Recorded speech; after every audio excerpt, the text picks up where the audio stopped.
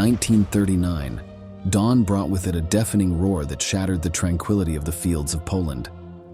So many years of accumulated tension had just exploded. The sound of engines advancing to the beat of Adolf Hitler completely dominates the scene. Nazi Germany has set its war machine in motion, and the smell of death begins to spread.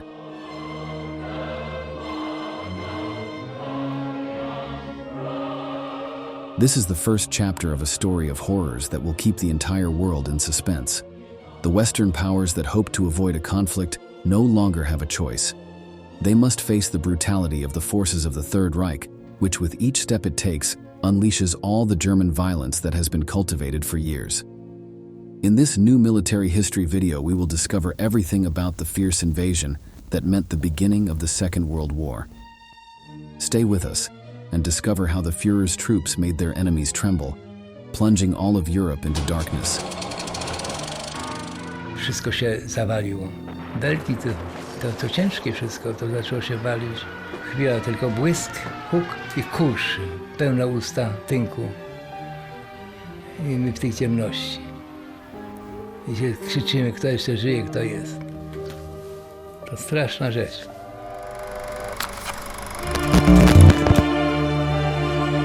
The conflict between 1939 and 1945 was the most destructive in the entire history of mankind.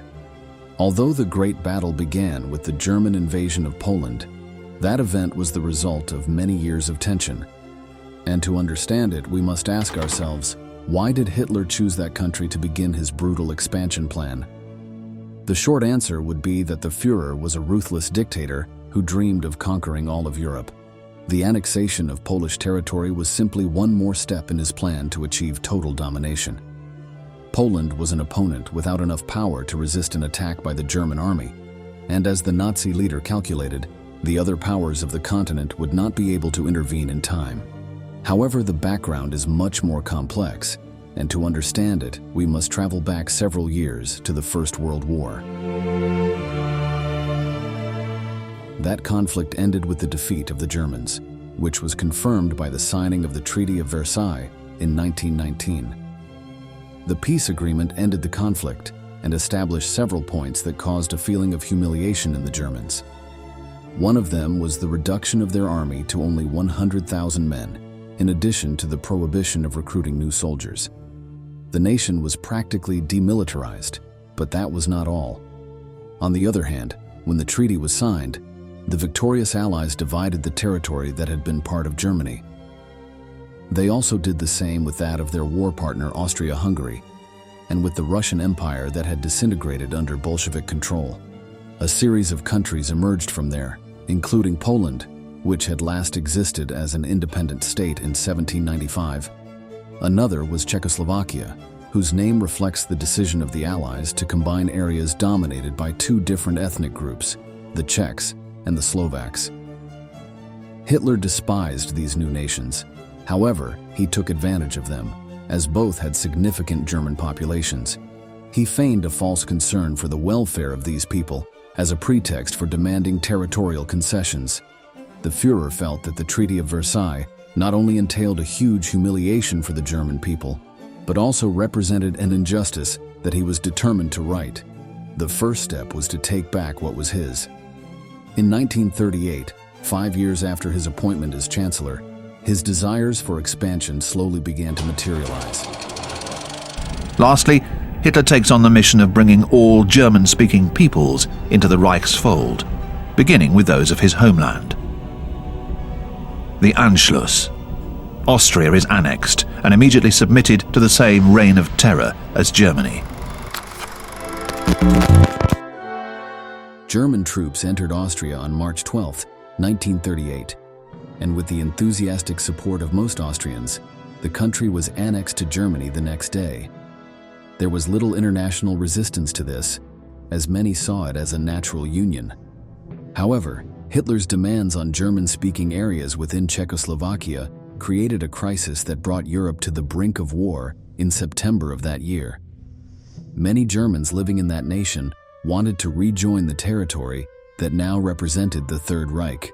Most were in an area along the borders known as the Sudetenland. Hitler threatened to take up arms if these lands were not ceded to him, which raised concerns among the Western powers. Britain and France were in the process of rearming after World War I, so they did not yet feel capable of confronting the dictator with all their might. However, on 27 September 1938, both countries had reluctantly agreed to go to battle if German troops entered Czech soil without an international agreement. The next day, the Nazi leader agreed to hold a conference to resolve the issue. The proposal was quickly accepted by the French and British, who traveled to Munich to hold talks with the Führer and his main ally, the Italian dictator Benito Mussolini. During the meeting, the Prime Minister of the United Kingdom, Neville Chamberlain, tried to find a peaceful solution.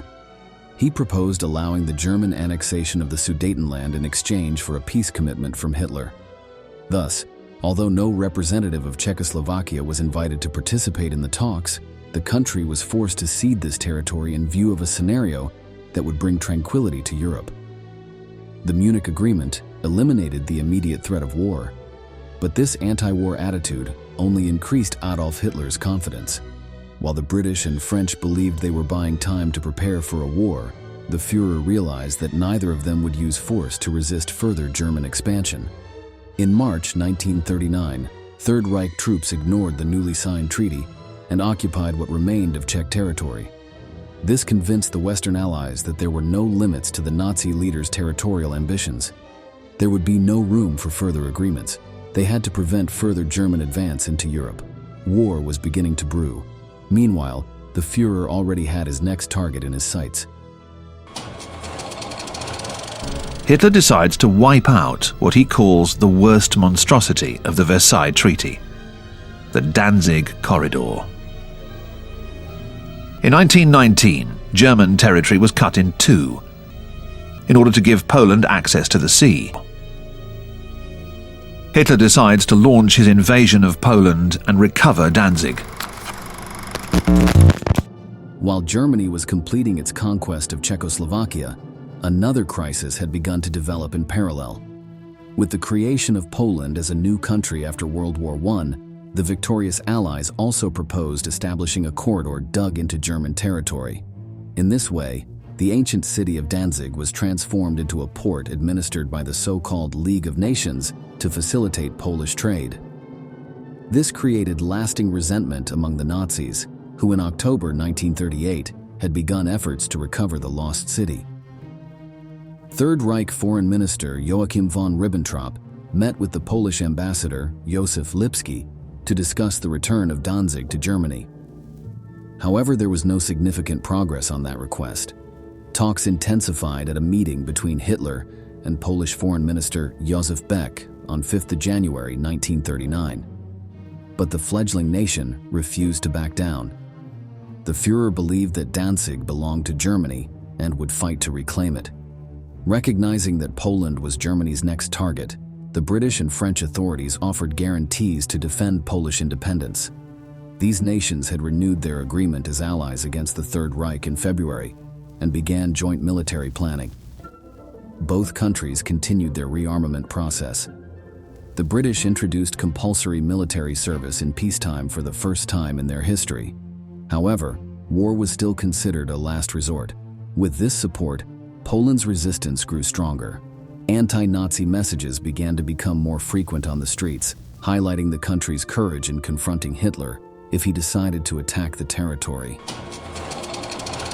To był raczej obraz propagandy w stosunku do ludności, pokazania, że Polska sobie jest mocnym państwem. W rzeczywistości Polska sobie zdawała sprawę, że jest w stosunku do Niemiec, wojskowo nie ma żadnych szans. To jest kwestia, Polska sobie nigdy nie poradziła z Niemcami, to było w sztabach, w polskich sztabach, w dowództwie polskim było jasne. Dlatego była skazana na sojusze wojskowe z krajami zachodnimi i szczególnie z Francją. Undaunted by British and French declarations of support, Adolf Hitler ordered preparations for the invasion of Poland in April 1939. He forged ties with Japan and strengthened his military alliance with Italy. His camp was consolidated. The United States, with a giant military power, had passed a neutrality law so as not to be drawn into a new war in Europe. Thus, only one possible obstacle remained in the Führer's plan: the Soviet Union. Everything seemed to indicate that the eruption of Reich forces on Polish territory would sound alarm bells in Moscow. Germany and Russia were historical enemies, having fought each other during the First World War. In addition, Hitler and the leader of the USSR, Joseph Stalin, were at opposite ends of the political spectrum. The Communists and the Nazis had viewed each other with suspicion throughout the 1930s. However, the way the Allies handled the Sudetenland crisis alerted the Soviets. They feared that the Führer would try to annex parts of their country, and they knew that the Western powers, who despised both equally, would be happy to let them fight each other.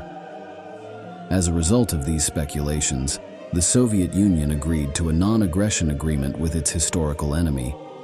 Thus, in August 1939, Hitler and Stalin signed the pact that left the authorities in London and Paris perplexed. However, the biggest surprise would be the secret clauses that had been agreed between the two nations. Germany had announced that it was ready to invade Poland, and far from opposing it, the USSR began plans to join the attack from the east. Once the conquest was completed, the confidential part of the agreement stated that the territories would be divided. With this new and unexpected alliance, the Führer no longer had any obstacles to his objective. On September 1st, 1939, his troops began the offensive on the neighboring country. Hitler is convinced that the French and the British will not take action. Yet the two governments meet immediately and send him an ultimatum demanding that he halt all military action against Poland.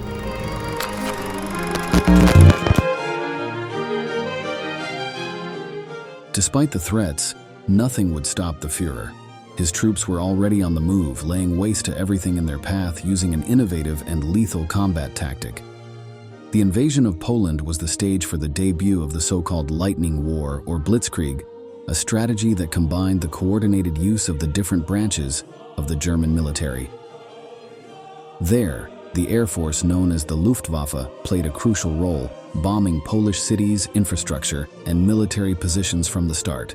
The goal was to destabilize defenses, destroy communications, and spread panic among the civilian population.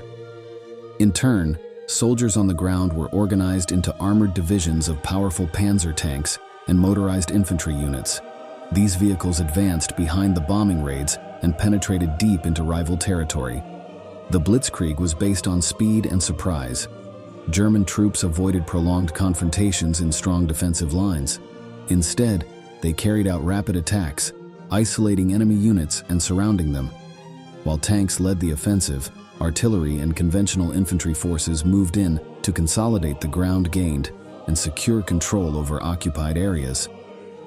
The well-oiled Nazi machine also benefited from effective communication between its forces, which allowed for fluid maneuvers that were impossible for its adversary to contain. Despite the overwhelming power of the Third Reich, the Poles did their best to resist. However, the differences in armament were enormous. The Germans had a great advantage in armor, artillery, and fighter aircraft. In contrast, Poland's army, although large, was poorly equipped. It had a very limited air force, and its ground units were small and outdated. Many of its troops moved on foot or on horseback, making it difficult to react to the speed of the German attacks. Hitler unleashes the Wehrmacht, the armed forces of Nazi Germany, onto Poland. Entering battle as if in a bygone age, the Polish cavalry charges the German tanks and is slaughtered.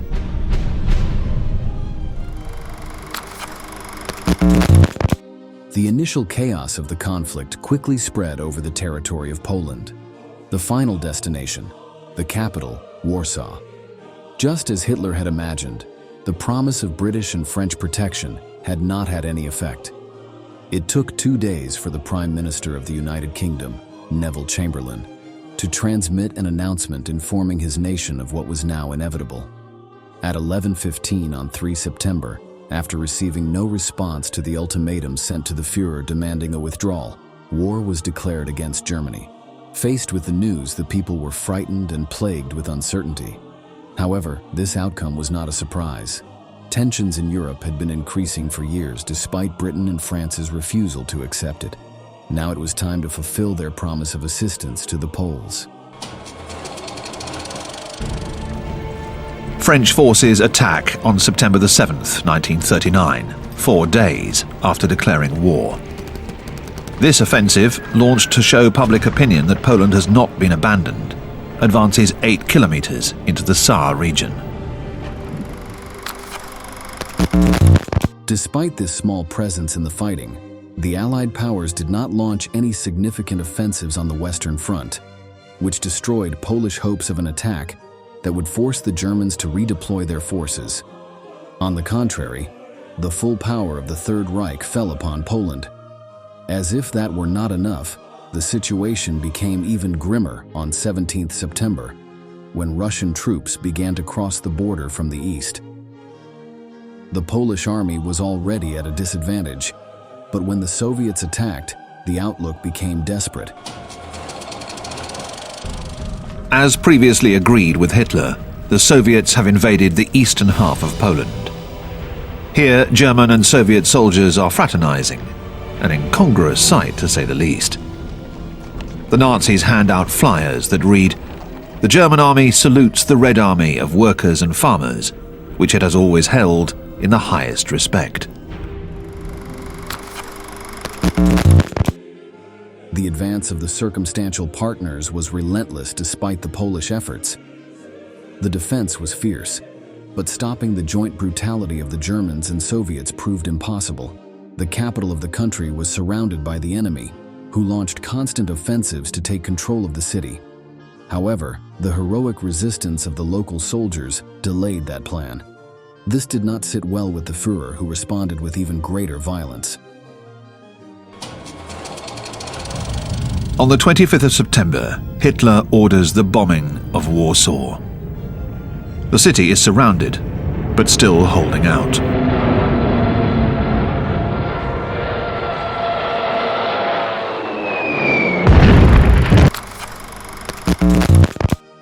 Eventually, lack of supplies and constant German pressure led to the fall of Warsaw on 28 September 1939. Hitler's ambition had managed to take another step towards his goal of conquest.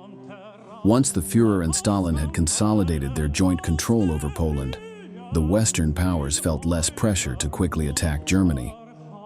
Along with the capital, the Polish authorities had also succumbed, so there was no government to save from defeat.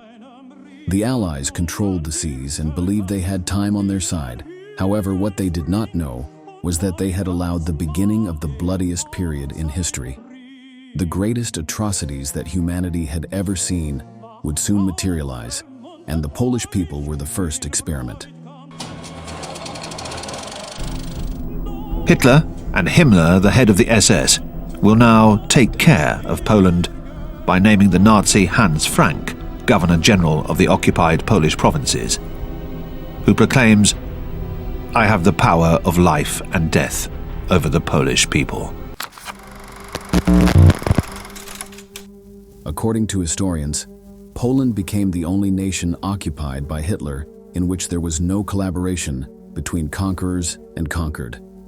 An estimated 5.5 million people died under Nazi rule in their country, half of whom were Jews. That was not all, however, as another 150,000 died under Soviet rule. Nazi propaganda portrayed Poles as oppressors of ethnic Germans in that nation and used this as a pretext to subject the people to the most brutal slavery. Local citizens responded by organizing one of the largest resistance movements in territory occupied by the Third Reich. Die Juden und die Polen, das waren wirkliche Untermenschen. Das war ganz klar. Die galten nichts für die deutschen Besatzer. Sie wollten keine Nation haben mit einem intelligenten oder gebildeten Überbau. Sie wollten eine wirklich niedrige Arbeiterkolonie entwickeln. Das war auch ganz im Sinne meines Vaters. Poland's suffering was the calling card of the fearsome Nazi regime. However, after the conquest of that territory, several months passed before Hitler's next move. Because of that, the British and French held out hope that they could find a solution to the conflict without unleashing a full-scale war. That illusion vanished when the tanks of the Third Reich began to arrive in Western Europe, from the Netherlands to Belgium, and finally to France itself. Everyone suffered the savage power of the Germans, and millions of people died as a result of the numerous battles. World War II was underway, and nothing could stop it. Now, after having learned the origins of the most brutal conflict in history, the time has come to say goodbye. Thank you very much for having accompanied us to the end.